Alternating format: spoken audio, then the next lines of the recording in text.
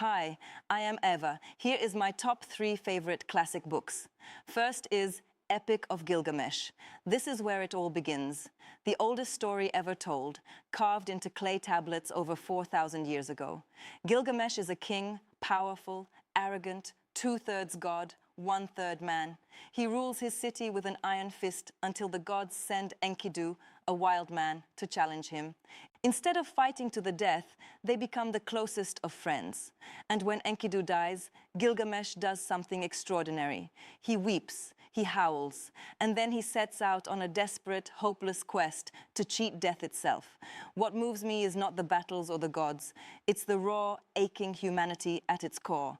Gilgamesh is the first hero who is also a friend, a mourner, a man who learns that immortality is not living forever, it's being remembered by those who love you, a timeless, heartbreaking masterpieces. Second is Homer, the Iliad and the Odyssey. I am cheating a little. It is 2 books, but they belong together like 2 sides of the same coin.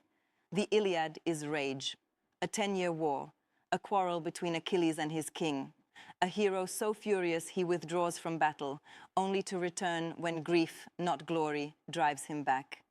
Homer shows us the horror of war, the beauty of friendship, and the terrible cost of pride.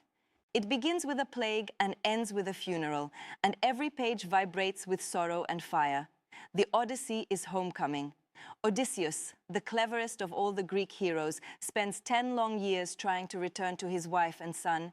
He faces monsters, witches, and the temptation of immortality itself, but he refuses it all.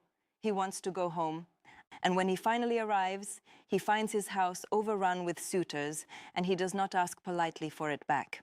Together, these 2 epics gave the world everything: the hero's journey, the tragic flaw, the longing for home. They are not just stories, they are the foundation stones of Western literature. I return to them again and again, and each time I find something new, something ancient, something true. And a third one is Dante Alighieri, The Divine Comedy. A man lost in a dark wood halfway through his life. He is guided through hell, purgatory, and paradise by the poet Virgil and his beloved Beatrice. But here is the secret: the Divine Comedy is not about the afterlife. It is about this life, the choices we make, the loves we cling to, the sins we refuse to name. Dante's hell is not just fire and torment. It is cold, it is loneliness, it is the eternal weight of choices made badly.